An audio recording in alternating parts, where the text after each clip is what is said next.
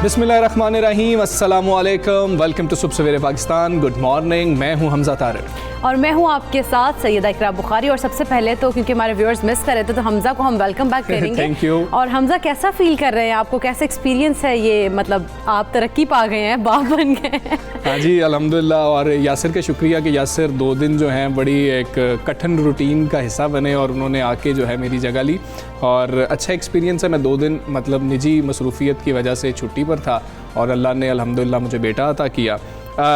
इकरा मेरे से ना पहले भी एक्सपीरियंस पूछ रही थी तो मैंने कहा मैं एक्सपीरियंस बताता हूँ कि सबको कैसा एक्सपीरियंस है। अभी शायद 36 से 40 घंटे हुए होंगे। मैंने चंद बुनियादी अपने अंदर ना कुछ तब्दीलियाँ देखी हैं और वो मैं नौजवान नस्ल के साथ ना ख़ास तौर पे शेयर करना बनती भी है। वो एक चीज़ ये है कि मुझे फ़ील ये तकरीबन 36 से 40 घंटे में हो गया कि जिस वक्त मेरा फ़ोन बज रहा होता है ना, अब्बा अम्मा की कॉल होती है और मैं नहीं ले रहा होता, तो वो क्यों परेशान हो रहे होते हैं, ये मैंने 36 से 40 घंटे में ये बात मैंने फील कर ली है कि वो परेशानी औलाद की एक्चुअली होती कि आप क्यों इतने उस फेस में, क्योंकि अब हमजा होता है तो हमजा को ज़्यादा मुझे 36 से 40 घंटे में पता लग गया अगर आपकी उम्र 25 साल है, 30 बरस है, 18 साल के हैं, 20 साल के हैं, तो उन्होंने आपको 20 साल पाला हुआ है, तो उनकी परेशानी जो है वो समझ आती है। और नतीजा तो हमें ये आस कर लेना चाहिए कि पेरेंट्स को परेशान नहीं करना है आप लोगों ने और उनका कहना माने। और इस तरह की कोई सूरत हाल पैदा हो जाए कि आपको कॉल आ रही हो तो एमरजेंसी में कोई कॉल हो सकती है तो फौरी रिसीव। और फिर जब हम देर से घर जाते हैं ना तो हमारे वालिदैन क्यों जागते रहते हैं, तो ये भी बात मैं फील कर रहा हूँ और नौजवानों के लिए यही। अब तो हमजा को बहुत सारी चीजें फील हो रही होंगी कि खुद जो इस स्टेज पे आ गए। और आखिरी चीज़ के हम बहुत बड़े हो गए हैं ना, हम समझते हैं कि पेरेंट्स जो बात कर रहे हैं वो शायद बात ओल्ड फैशन्ड है, ओल्ड स्कूल है और जो वो बात कर रहे हैं शायद आज के जदीद दौर के अंदर वो बातें उस तरीके से एप्लीकेबल नहीं होती हैं। लेकिन जब मैं फ़ील कर रहा हूँ कि जब मैं तकरीबन 1 या 2 दिन का हूँ और मैं ख़ुद से मूव भी नहीं कर सकता, हिल भी नहीं सकता, तो मुझे उस वक्त अगर पेरेंट्स वहाँ पर मौजूद ना होते तो शायद हम इतने बड़े ही ना हो पाते। तो आज हम बहुत समझदार हैं, हम उनकी बातों को भी जो है नज़रअंदाज कर देते हैं, बिल्कुल कहते हैं कि हम ज़्यादा समझदार हैं। हमें अपने पेरेंट्स की रिस्पेक्ट करनी चाहिए और उनका एहतराम करें, इसी में आप लोगों की भलाई है और इसी में आप लोगों को कामयाबी भी मिलती है। और ये बड़ा इंपॉर्टेंट है कि हम जितना जल्दी इस बात को समझ जाएं और यकीन करें। वो जब कहते थे ना कि जब तुम लोग वालिदैन बनोगे ना तुम्हें समझ आएगा, तो ये बात बिल्कुल दुरुस्त होती है। तो आप लोग जो हैं अगर अभी तक इस जगह पर नहीं पहुंचे हैं तो पहले ही समझ जाएं, फ़ोन सबसे पहले रिस्पॉन्ड किया करें। अगर वालिदा या वालिद का फ़ोन है, जितने भी आप बिजी हैं फ़ोन उठाएं या उनको एक मैसेज करें, जी आई एम ऑल राइट। वो बहुत ज़्यादा परेशान हो रहे होते हैं। अब बात कर लेते हैं कोरोना के हवाले से और कोरोना वैक्सीन के हवाले से। ख़ास तौर पर एक अच्छी खबर आई है, अमरीकी दवासाज कंपनी है नोवावैक्स, जिसने अपनी कोरोना वैक्सीन के 90% मौसर होने का दावा किया। और बिल्कुल नोवावैक्स के मुताबिक क्लिनिकल जो ट्रायल हैं उनके तीसरे मरहले में उनकी बनाई वैक्सीन कोरोना वैक्सीन में 100% तहफ़्फ़ुज़ फराहम करने में कामयाब भी रही है। और अगर बात करें नोवावैक्स की तो इस साल की तीसरी माही में कहा जा रहा है कि फूड एंड ड्रग एडमिनिस्ट्रेशन यानी FDA की मंजूरी की दरख्वास्त देने का इरादा भी रखती है। और ये दवासाज कंपनी का दावा है कि ये वैक्सीन कोरोना की दीगर परेशान कुन अक़साम के खिलाफ मजमूई तौर पर तकरीबन 93% कामयाब रही है। सिर्फ 1% अफराद ने वैक्सीन के बाद इंजेक्शन के मकाम पर हल्के या दरमियानी शिद्दत के दर्द की शिकायत की, जबकि दर्द 3 रोज से कम अरसे में खत्म। बिल्कुल ऐसा ही हमजा। और अमरीकी कंपनी के मुताबिक कहा जा रहा है कि क्लिनिकल ट्रायल के तीसरे मरहले में 18 और इससे ज्यादा उम्र के 30,000 अफराद शामिल थे, जिनका ताल्लुक बताया जाता है कि अमेरिका और मैक्सिको से था। हाँ जी, ये बड़ी अच्छी बात है, इस तरह का दावा जो है सामने आया है और अगर ऐसा होता है तो ये एक बड़ी कामयाबी यकीनी तौर पर होगी। हम ये देख रहे हैं कि कोरोना केसेस की कमी जो है वो हो रही है, 1.9% मुस्बत केसेस की शरह रही है पाकिस्तान के अंदर। ये पॉजिटिव बात है, लेकिन हमने ये देखना है कि हम कितनी एहतियात कर रहे हैं। एहतियात का दामन आपने वैक्सीनेट होने के बाद भी नहीं छोड़ना। अब इस वैक्सीन के ऊपर के क्या दावा किया गया है, कब तक ये अवेलेबल होगी, हम बात कर लेंगे। हमारे साथ डॉक्टर इमरान शरीफ साहब अमेरिका से मौजूद हैं, उनसे कोशिश करेंगे। डॉक्टर साहब अस्सलाम वालेकुम, गुड मॉर्निंग। नोवावैक्स जो वैक्सीनेशन है ये सामने आई है, इस कंपनी की वैक्सीन पर क्या एतबार किया जा सकता है, ये कंपनी कैसी है, पहले तो हमें ये बताइएगा सर। जी अस्सलाम वालेकुम, गुड मॉर्निंग जी, बहुत शुक्रिया फॉर द इनविटेशन। और जी ये बहुत अच्छी खबर है हमारे लिए, बल्कि मैं कहूँगा पूरी दुनिया में तमाम लोग जो हैं उनके लिए एक अच्छी खबर है, क्योंकि हमारे पास 3 से 4 मेजर वैक्सीन थी, ये चौथी वैक्सीन जो कि अमेरिका में मोस्ट लाइकली अप्रूव होगी। इसको नोवावैक्स है, छोटी कंपनी थी, लेकिन इसने कुछ और कंपनीज के साथ मिलकर ये ट्रायल कंप्लीट किया जिसमें 29,960 इन्होंने सब्जेक्ट्स एनरोल किए थे। ठीक है। और ये इसकी एफिकेसी बिटवीन 90 to 93% है, और जितने तक स्ट्रेन हमको मिले हैं उन सब के खिलाफ ये इफेक्टिव है। और स्पेशली जो यूएस में जितने भी स्ट्रेन आ गए हैं, मैक्सिको में जितने भी स्ट्रेन आ गए हैं, जिसमें आपके पास यूके वेरिएंट है, साउथ अफ्रीकन है, ब्राजीलियन वेरिएंट है, ठीक है, और अब तो यूएस में डेल्टा तो ये बहुत ही इंकरेजिंग न्यूज़ है, क्योंकि इसका एडवांटेज होगा कि हमारे पास एक और आर्सेनल आ जाएगा हमारे वेपन्स में, और ये वैक्सीन थोड़ा सा मुख्तलिफ तरह से काम करती है as compare to messenger RNA. तो इसका कहना ये भी, कंपनी का कहना ये भी है कि ये इसको कंसिडर करेंगे वो बूस्टर डोज के लिए भी एट सम पॉइंट, तो उसके लिए भी ट्रायल वगैरह। बिल्कुल डॉक्टर साहब, जिस तरह से देखा जाए कि अगर हम इस टाइम देखें कि नोवावैक्स में भी मैदान में आ गई है, तो सप्लाई चेन में इजाफा होगा आलमी। और अब तक की अगर बात की जाए दीगर ममालिक की, तो कौन सा मुल्क सबसे जो है सप्लायर किसकी ज़्यादा है, जिसमें अगर बात की जाए वैक्सीन की? देखें, ये वैक्सीन जो होपफुली इमरजेंसी यूज़ ऑथराइजेशन के लिए सून चली जाएगी, इस वक्त हम जून में हैं, तो ये इनका कहना ये है कि अगले 1-2 महीने में। तो इनकी मास प्रोडक्शन जो है, इनका कहना ये 100 million dose at least every month करेंगे, और उनका कहना ये है 1.1 बिलियन डोजेज ये प्रोड्यूस करेंगे, जो कि आप देखें पॉपुलेशन दुनिया की 10 बिलियन अगर ये कवर कर लेता है, बाकी फाइजर, मॉडर्ना, जॉनसन एस्ट्राजेनेका भी कवर कर लेता है, तो बहुत अच्छा है। और उसके अलावा इनका कहना यह है, इन्होंने जो थर्ड वर्ल्ड कंट्रीज हैं उनके साथ कुछ राब्ते में हैं, उनसे इन्होंने कुछ कंफर्मेशन किए हैं, उनको काफ़ी अमाउंट में वैक्सीन प्रोड्यूस करेंगे, जो कि बहुत इंपॉर्टेंट है। जैसे हमारा पाकिस्तान फैक्ट्री हो गया, जहाँ पे लोगों के पास बिल्कुल अवेलेबिलिटी नहीं है। कुछ अफ्रीकन ममालिक है, वहाँ तो सिर्फ फ्यू थाउजेंड डोजेज ही लगे हैं। तो ये बहुत अच्छी न्यूज़ है कि हमारे पास एक और कंपनी आ गई है जो कि ऑलमोस्ट 93% इफेक्टिव है, जितने भी जो प्रेडोमिनेंट स्ट्रेन हैं उनके खिलाफ। और इसकी एक अच्छी चीज़ ये है कि इस वैक्सीन को लगवाने से आप मॉडरेट या सिवियर डिजीज जो कोविड करता है उससे प्रोटेक्ट होते हैं ऑलमोस्ट 100%। बहुत इंपॉर्टेंट चीज़ है। ओके। तो डॉक्टर साहब ये भी बताइएगा हमें कि हम बच्चों का देख रहे हैं, ये अगर हम बात करें जो सैंपल हम तक इन्फॉर्मेशन पहुंची 18 साल से ज़ायद उम्र के लोगों का ही लिया गया है, 1 से 2 महीने लग जाएंगे जैसे आप कह रहे हैं। बच्चों के ऊपर भी काम हो रहा है, टीनेजर्स पर काम हो रहा है। जी हाँ, इनके जो ट्रायल्स हैं वो बच्चों के ऊपर भी इस पर काम कर रहे हैं, एजेस 12 to 18। तो होपफुली जिस तेज़ी से ये काम चल रहा है, जिस तेज़ी से ये रिसर्च चल रही है कोविड की, बहुत जल्दी आई थिंक हमें उनका भी रिजल्ट मिल जाएगा। तो ये बच्चों में भी यूज़ होनी शुरू हो जाएंगी मोस्ट लाइकली, जो मेरी एनालिसिस है और जो डेटा वगैरह रिव्यू किया है। अच्छा डॉक्टर साहब, इस बारे भी कहिएगा कि जिस तरह से हम देख रहे हैं कि कोरोना वैक्सीनेशन का अमल हर मुल्क में तेज़ी से जा रहा है, तो कब तक ये टारगेट अचीव कर लिया जाएगा कि तमाम तर ममालिक जो हैं अपने जो मुल्क में अवाम है उसको वैक्सीनेट करा लेंगे? कितना अर्सा लग सकता है इस तमाम तर अमल को मुकम्मल होने में? जी, आपने सवाल ये बहुत इंपॉर्टेंट सवाल किया और बहुत अच्छा सवाल किया है। हर्ड इम्यूनिटी जो हमारा यूएस में, आपको मैं एग्जांपल देता हूँ यूएसए की, तो हमारा कोशिश यही थी कि हम हर्ड इम्यूनिटी रीच कर लें, लेकिन बहुत मुश्किल हो रहा है। तो अब कोशिश ये हो रही है कि एटलीस्ट एक डोज तो आप लगवाएं लोगों को, at least 60-70% of the population, 2 doses 70% of the population या 80% ऑफ द पॉपुलेशन, डिपेंडिंग कि आप किस डेफिनेशन लेते हैं हर्ड इम्यूनिटी की, आपको लगवाना पड़ेगा। लेकिन वो बहुत मुश्किल है उसको अचीव करना। तो कोशिश यही है कि एक डोज तो आप एटलीस्ट 70% ऑफ द पॉपुलेशन को लगवा दें। अब एक अच्छी चीज़ जो हमें देखने में आ रही है वो ये कि बच्चों में अब वैक्सीन काफ़ी शुरू हो गई है, तो उससे जो हर्ड इम्यूनिटी की रेशियो है वो बढ़ जाएगा। और जो बाकी ममालिक हैं, आप देख लें कि यूके में काफ़ी तेज़ी से वैक्सीनेशन हो रहे हैं, यूरोपियन कंट्रीज में हो रहे हैं, लेकिन जो थर्ड वर्ल्ड कंट्रीज़ हैं उसमें प्रॉब्लम है, और जिसके लिए इस तरह की कंपनीज, नोवावैक्स जैसी कंपनीज बहुत इंपॉर्टेंट हैं, क्योंकि अगर हम थर्ड वर्ल्ड कंट्री के अंदर इस डिजीज़ को हैंडल नहीं करेंगे तो ऑटोमेटिक वो वहाँ से, जैसे आप किसी अफ्रीकन कंट्री का नाम लें, वो वहाँ से फिर वो पूरी दुनिया में फैल जाएगा, क्योंकि एयर ट्रैवल के थ्रू वो पहुँच जाएगा। तो ये हार्ड इम्यूनिटी और जितनी ज़्यादा हम वैक्सीनेशन कर सकते हैं, मेरा ख्याल है कि 2022 will be a good target.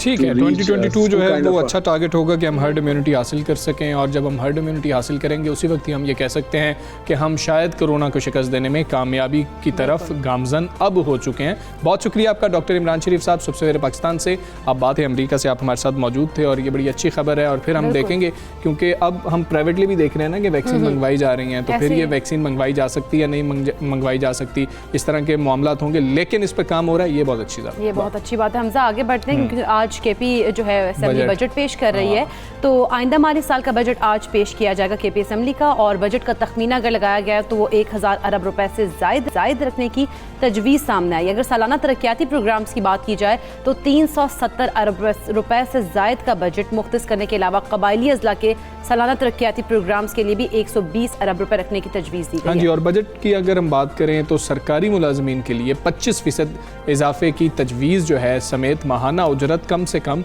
21,000 रुपये करने की तजवीज़ भी दी जा रही है, और ग्रेड 19 से ग्रेड 22 के मुलाजमीन के लिए 10% जो है तनख्वाहों में इजाफे की तजवीज़ रखी गई है। बिल्कुल ऐसे ही अगर सेहत कार्ड की बात करें तो उसमें जिगर की पेवंदकारी और ओपीडी को शामिल करने की भी तजवीज़ सामने आई है। अगर किसान कार्ड की बात की जाए तो गरीबों के लिए राशन कार्ड देने की तजवीज़ भी इस बजट में पेश की गई है। अच्छा, एहसास प्रोग्राम की बात करें ना, तो वो उसके तहत कबायली अजला में वजीफ़ा देने की तजवीज़ है।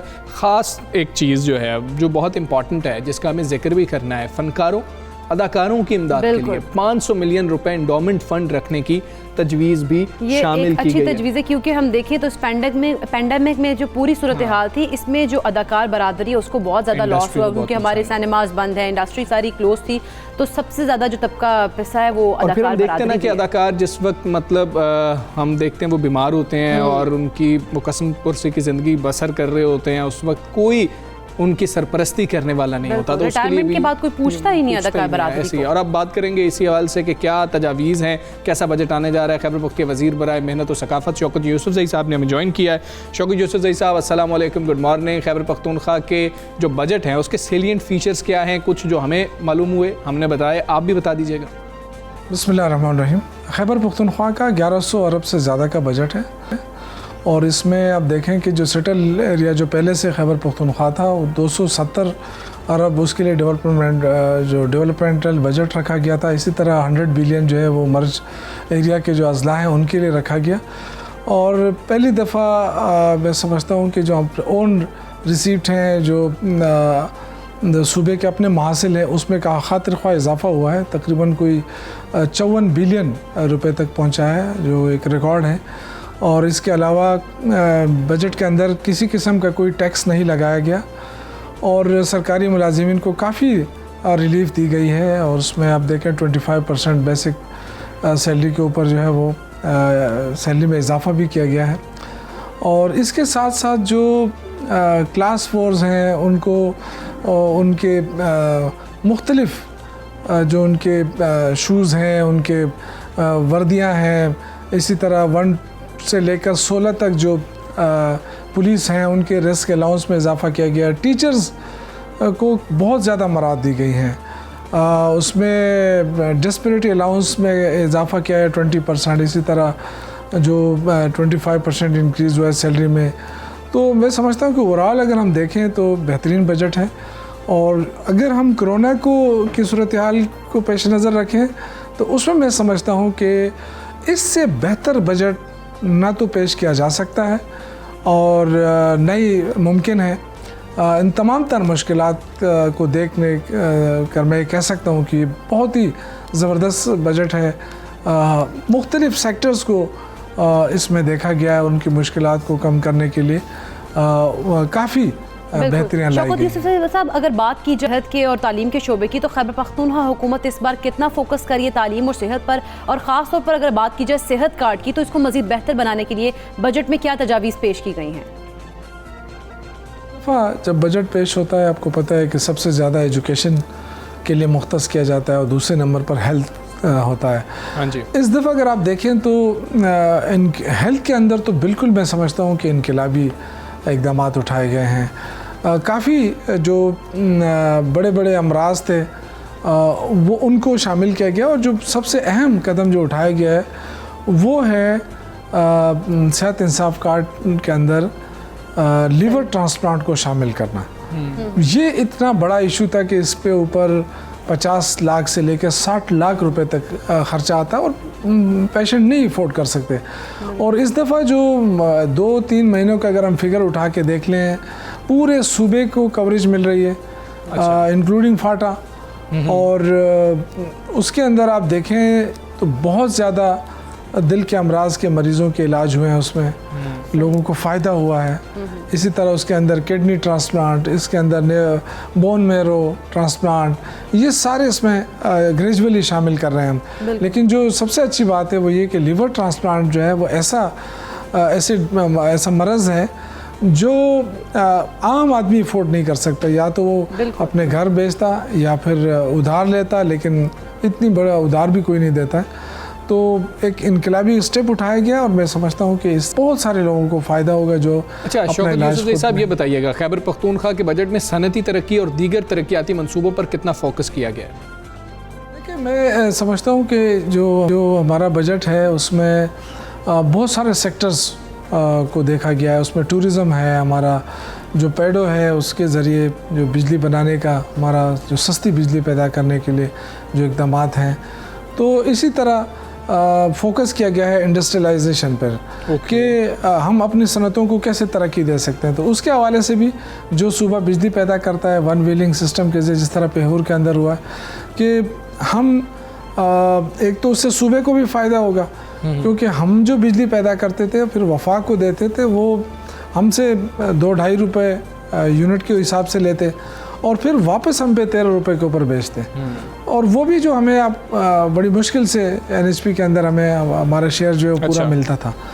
लेकिन इस दफ़ा जो हुआ है वो वन व्हीलिंग सिस्टम के तहत जो इक़दाम उठाए गए हैं उसमें तकरीबन 7 रुपये जो है वो इंडस्ट्री को पड़ता है, और इससे क्या हुआ कि हमें भी फ़ायदा होगा सूबे को, क्योंकि इंडस्ट्री को जो बिजली दी जाती थी वो तकरीबन कोई 19 रुपये से लेके 21 रुपये तक पर यूनिट दी जाती थी। अभी जो पेहूर की बिजली हमने दी है वो 7.5 रुपये पर यूनिट के हिसाब से दी जा रही है। तो उससे मैं समझता हूँ कि अगर जो पाइपलाइन के अंदर हमारे और मंसूबे हैं बिजली के, वो इंशाअल्लाह ताला उस पर काम शुरू है, वो जब मुकम्मल होंगे तो इससे जहाँ सीपेक के ज़रिए सनती तरक्की को फ़रोग़ मिल रहा है, वहाँ पे मैं समझता हूँ कि जो सस्ती बिजली देने का जो इक़दाम है सूबे का, उससे बहुत ज़्यादा फ़ायदा होगा। और जो इस वक्त जो स्कोप है, मैं समझता हूँ कि खैबर पख्तूनख्वा फ्यूचर के लिए एक हब बनेगा सेंट्रल एशिया के लिए, और बहुत सारे लोग इस हकीकत को समझते हैं और वो यहाँ पे इन्वेस्टमेंट करना चाहते हैं। तो इंशाअल्लाह ताला पूरी वन विंडो जो फैसिलिटीज़ हैं वो फराहम की जा रही हैं, और हम चाहते हैं कि आसान से आसान शराइत रखें ताकि लोग आसानी से आके यहाँ पे इन्वेस्टमेंट कर सकें। बिल्कुल। शौकत यूसुफ साहब, जिस तरह से देखा जाए तो टूरिज़म के हवाले से प्राइम मिनिस्टर इमरान खान बहुत ज़्यादा पुरअज़्म दिखाई देते हैं, तो अगर खैबर पख्तूनख्वा की बात की जाए तो वहाँ तो सयाहत का ख़ास पोटेंशियल है। इस शोबे के लिए इस बजट में क्या कुछ तजावीज़ सामने आई हैं? देखिए, आप पिछले बजट को हमारे देखें तो उसमें तकरीबन 700 अरब से ज़्यादा जो पैसा था वो टूरिज़म के लिए रोड्स और मुख्तलिफ उसके ऊपर दिया जा चुका है। इस बार भी फोकस किया है क्योंकि वज़ीर-ए-आज़म इमरान खान का विज़न है, और आप इसके अंदाज़ा लगें इस मिनिस्ट्री के इम्पोर्टेंस का कि ये वज़ीर आला ने पोर्टफोलियो अपने पास रखा हुआ है और उस पर बड़ा फोकस, बड़ा काम हो रहा है कि नए नए स्पॉट्स तलाश किए जा रहे हैं, टूरिस्ट स्पॉट। उससे फ़ायदा ये हो रहा है कि हमारा स्कोप बढ़ रहा है। हमें वो लोग जो सिर्फ कालाम या नतिया गली जाते थे, अब उनके लिए और ऑप्शन खुल रहे हैं।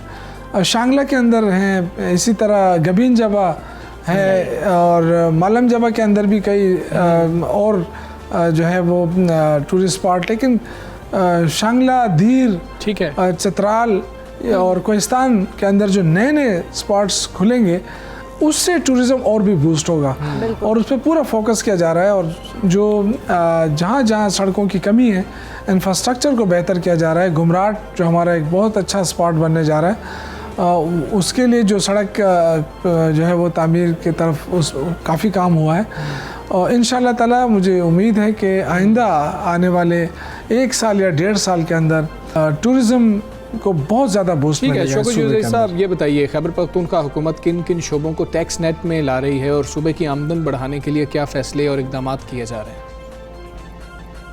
देखिए, हम टैक्स नेट तो बढ़ा रहे हैं लेकिन जो टैक्स की शरह है वो नहीं बढ़ा रहा है। हम चाहते हैं कि टैक्स कम से कम रखा जाए। और दूसरा ये कि जो रिसिप्ट्स हैं, जो रेवेन्यू है, उसको बढ़ाने के लिए हमने टैक्स बढ़ाने का सहारा नहीं लिया। हमने टैक्स लगाया नहीं है इस बजट के अंदर।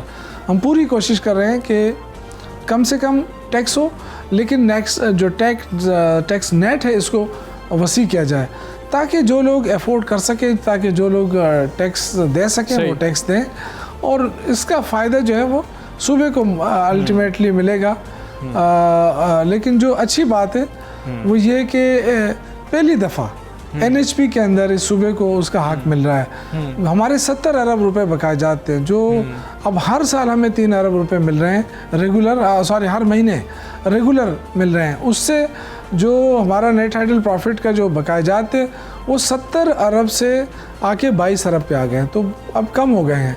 और ये एक अच्छा इकदाम था और इसकी वजह से हमारे सूबे का बजट भी बेहतर हुआ है। सही। हमारे सूबे के अंदर जो डेवलपमेंटल काम थे वो भी काफ़ी स्पीड अप हुए और जो सूबे के अंदर जो इंफ्रास्ट्रक्चर है, सूबे के अंदर जो इदारे उनको बनाने में काफ़ी मदद मिल रही है। सही। शौकत यूसुफ ज़ई साहब, बहुत शुक्रिया आपका। सुबह सवेरे पाकिस्तान से आप बात कर रहे थे, बजट आज पेश कर दिया जाएगा और फिर हम केपी बजट से उम्मीद करते हैं कि ये बजट आवाम दोस्त हो, क्योंकि केपी बजट में तनख्वाहों में 25% का जो है इंक्रीमेंट कहा जा रहा है। देखेंगे जब ये तजावीज़ आएंगी उसके बाद अपोजिशन क्या कहती है और केपी के अवाम इस पर क्या राय रखते हैं, आपको हमने बाद में ये भी बताना है। अभी एक ब्रेक ले लेते हैं, ब्रेक के बाद वापस आएंगे। Stay with us.